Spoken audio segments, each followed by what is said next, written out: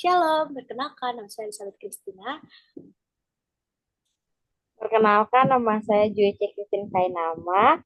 Kali ini kami akan membahas mengenai teologi Kristen tentang hakikat Allah.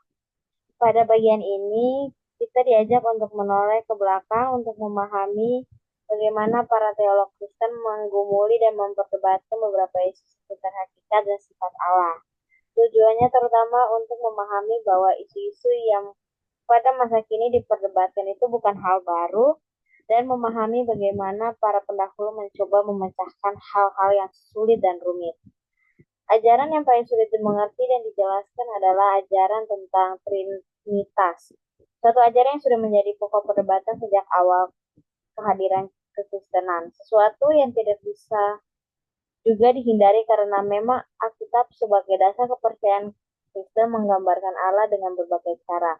Dari aktivitasnya, kita telah menyebutkan bahwa Allah menciptakan dalam Allah Bapa, menyelamatkan dalam Yesus Kristus, dan membaharui melalui Roh Kudusnya. Hal ini saja sudah menunjukkan nuansa Trinitas, ketiga macam pernyataan diri Allah yang adalah tunggal atau satu. Ia juga mencoba mengemukakan 4 model pendekatan terhadap isu ini, baik yang klasik maupun modern.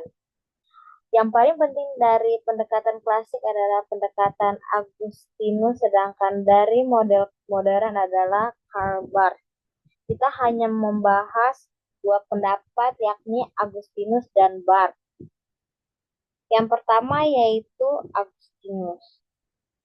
Menurut M.C. Grant, Agustinus mengambil banyak unsur dari konsensus yang sedang muncul tentang Trinitas atau Tritunggal. Hal ini dapat dilihat dalam penolakannya yang keras atau bentuk subordinasisme apapun, misalnya yang menganggap sang anak dan Roh Kudus sebagai inferior atau lebih rendah dari sang Bapa di dalam kealahan.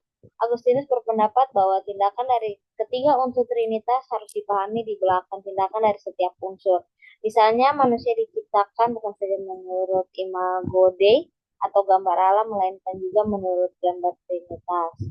Perbedaan penting dibuat antara kesalahan yang hal dari sang anak dan roh dan tempatnya dalam urusan keselamatan. Meskipun sang anak dan roh kelihatannya lebih kemudian dari sang bapa, penilaian ini hanya berlaku dalam peranan proses penyelamatan. Menurut M.C. Grant, elemen yang paling khusus dari pendekatan Agustinus terhadap Tritunggal adalah pemahamannya tentang pribadi dan tempat Roh Kudus. Menurut sang anak diidentifikasi dengan kebijaksanaan atau wisdom, dan Roh Kudus dengan kasih, walaupun ia mengakui bahwa ia tak memiliki dasar alkitabiah terhadap identifikasi ini. Ia menganggap hal itu sebagai kesimpulan yang masuk akal dari bahan-bahan Alkitab. Roh membuat kita tinggal dalam Tuhan dan Tuhan dalam kita. Identifikasi yang eksplisit dari roh sebagai dasar kesatuan dari Allah dan orang-orang percaya itu penting. Ia menunjukkan kepada ide Agustinus tentang roh, ya, roh sebagai pemberi komunitas atau persekutuan, dan Allah dalam kita, tetapi itu adalah akibat dari kasih, karena Roh Kudus adalah Allah yang adalah kasih. Salah satu ciri yang paling khas dari pendekatan Agustinus terhadap Trinitas adalah upaya mengembangkan analogi-analogi psikologis. Ia berpendapat bahwa dalam menciptakan dunia dan isinya, Allah telah meninggalkan jejak yang khas dalam ciptaannya. Jejak kita adalah manusia sebagai ciptaan tertinggi. Oleh karena itu, kita perlu berpaling kepada manusia dalam upaya kita mencari gambaran tentang Allah. Karena itu, terhadap pikiran manusia individual dan ke arah itulah seharusnya para teolog berpaling dalam mencari penjelasan tentang misteri Tritunggal dalam penciptaan. Individualisme yang radikal dari pendekatan ini digabungkan dalam intelektualisme yang nyata. Berarti bahwa ia memilih jalan untuk menemukan Trinitas dalam dunia mental individu-individu daripada misalnya dalam hubungan-hubungan personal. Yang kedua yaitu Karl Barth. Ini kita beralih ke contoh modern tentang penjelasan dari misteri Trinitas.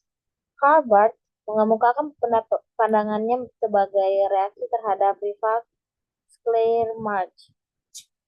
Trinitas adalah kata terakhir yang dapat diungkapkan tentang Allah, sedangkan bagi Barth justru Trinitas adalah kata yang harus dibicarakan sebagai kita bicara tentang penyataan sebagai suatu kemungkinan.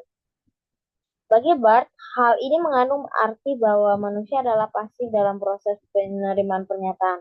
Proses penyataan dari awal sampai akhir ada di bawah kekuasaan Allah sebagai Tuhan.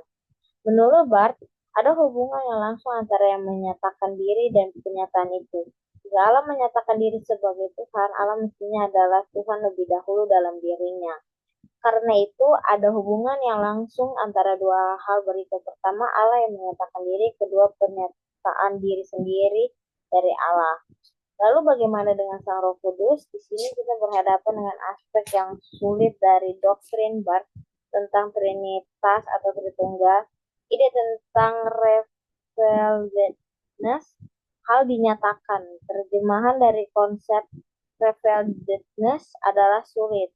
Mungkin harus menggunakan ilustrasi yang tidak dipakai oleh Barth sendiri. Konsep tadi bisa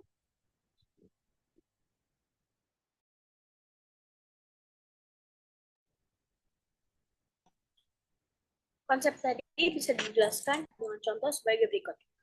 Bayangkanlah ada dua orang berjalan di luar Yerusalem pada tahun 30 AD atau sesudah Masehi. Mereka melihat tiga orang yang disalibkan dan mereka berhenti sejenak untuk memandang ketiga orang ini. Orang pertama menunjuk kepada sang tersalib di tengah dan berkata, ada seorang pelaku kriminal yang sama disalibkan. Namun orang kedua menunjuk pada tersalib di tengah dan berkata, ada anak Allah yang rela dibunuh. Jadi ia mengatakan bahwa Yesus Kristus adalah pernyataan diri Allah yang tidak ada artinya apa-apa pada dirinya sendiri. Pengakuan akan pernyataan sebagai pernyataan yang membentuk ide revealedness. Bagaimanakah pengalaman dicapai? Barth sangat jelas dalam hal ini. Manusia yang berdosa atau orang berdosa tidak mampu mencapai pemahaman itu tanpa bantuan. Barth sama sekali tidak memberi peluang bahwa ada peranan positif manusia dalam menghasilkan pernyataan. Karena percaya bahwa hal ini sangat tergantung kepada pernyataan ilahi terhadap teori-teori pemahaman manusia. Manusia tidak mempunyai kemampuan mendengar firman Tuhan, dan karenanya mendengarkan firman, mendengar, dan kapasitas untuk mendengar adalah pemberian dalam suatu tindakan oleh Roh Kudus. Lebih jujur bahwa kita menyatakan bahwa kita tidak selamanya bisa memahami misteri Tritunggal itu. Meskipun sudah ada berbagai upaya yang dilakukan oleh para teolog dari dulu sampai sekarang. Bukankah sesungguhnya Allah walau sudah menyatakan diri, tetap saja merupakan misteri yang tak terselami dan tak tuntas untuk dimengerti. Menurut Barth, hal itu dinyatakan oleh Allah sendiri melalui Roh Kudus karena pada dasarnya manusia berdosa tak mempunyai kemampuan untuk melakukan hal itu. Apa yang kita butuhkan adalah iman yang bukan bertentangan dengan rasio, melainkan iman yang melampaui rasio kita. Setiap orang bukan saja berkewajiban memahami apa saja yang dipercayai, tapi itu juga merupakan hak untuk menjelaskan apa yang dipercayai. Silakan Anda merumuskan dengan cara sendiri bagaimana ajaran tentang Tritunggal itu. Yang jelas, Allah menyatakan dirinya secara amat baik, baik sebagai Bapa pencipta dan pemelihara, Anak sebagai penyelamat, dan Roh Kudus sebagai pembaharu, dan semuanya menuju kepada Allah yang sama dengan satu. Bagaimana pemahaman Anda sebagai orang percaya terhadap kecenderungan pemisahan kedua hal ini, yaitu fenomena agama dinilai atau diukur dari ibadah atau ritual keagamaan? Apakah memadai? Silahkan Anda membangun argumen sendiri yang tidak boleh dipisahkan dari sikap dan tanggung jawab moral atau etis kita, baik terhadap sesama diri sendiri dan alam ciptaan Tuhan. Pengalaman keberagaman adalah suatu yang sangat pribadi, meskipun praktik keberagaman bisa saja bersifat komunal. Oleh sebab itu, Anda dipersilakan untuk mengkomunikasikan atau mendeskripsikan dengan bahasa dan kata-kata sendiri mengenai kepercayaan Anda kepada Allah sebagai dialami dan dilihat dalam pengalaman keberagaman Anda. Akan tetapi, apa yang dipahami dan dihayati tentang Allah, apalagi Allah Tritunggal, bukanlah sesuatu yang mudah untuk dideskripsikan dengan bahasa dan kata-kata kepada orang lain. Agama selalu berurusan dengan yang transenden atau dasar keberadaan yang mutlak. Karena itu, semua agama mempunyai konsep sendiri-sendiri tentang yang transenden atau dasar keberadaan yang mutlak. Dalam kekristenan, yang transenden itu adalah Allah atau Tuhan yang menyatakan diri secara sangat banyak. Misalnya, Allah Sang Pencipta yang sering disebut Bapa, sebagaimana diajarkan dalam doa Bapa kami oleh Tuhan Yesus. Allah yang kita percaya juga Allah penyelamat dalam Yesus Kristus. Rupanya, kepercayaan ini mempunyai tempat yang sentral dalam kepercayaan Kristen.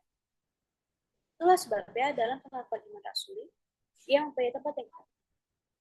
Karena itu, iman sebagai jawaban terhadap kasih Allah memanggil manusia untuk mengasihi Allah melalui kasih kepada sesama makhluk dan ciptaannya. Keselamatan diajarkan pada hakikatnya membawa manusia kepada hubungan yang baik dengan Allah dan persekutuan yang benar dengannya. Tetapi juga pembebasan dari segala yang menghalangi dan menghayati kemanusiaan kita secara benar. Keselamatan juga sangat komprehensif dan holistik. Artinya tidak hanya bersifat spiritual, melainkan juga kesejahteraan manusia di sini dan di sini. Kita yang Injil yang diberitakan tidak hanya untuk keselamatan jiwa, tetapi juga pengalaman hidup yang bebas dari segala bentuk penindasan dan dominasi. Injil adalah kabar baik yang menyeluruh untuk manusia seluruh. Allah juga menyatakan diri sebagai roh yang membaharui semua ciptaan dan juga setiap individu yang percaya agar kita dapat menjalani hidup kekiniannya dengan sukacita, damai, kasih, keadilan, dan sebagainya, sebagai dasar dari karakter Kristiani. Selain itu, janji untuk membaharui semua ciptaan pada suatu yang kelak menjadi dasar pengharapan yang merupakan daya penggerak sejarah untuk bekerja keras mewujudkan apa yang diharapkannya dalam kekinian meskipun tak secara sempurna. Sekian presentasi dari saya dan teman saya.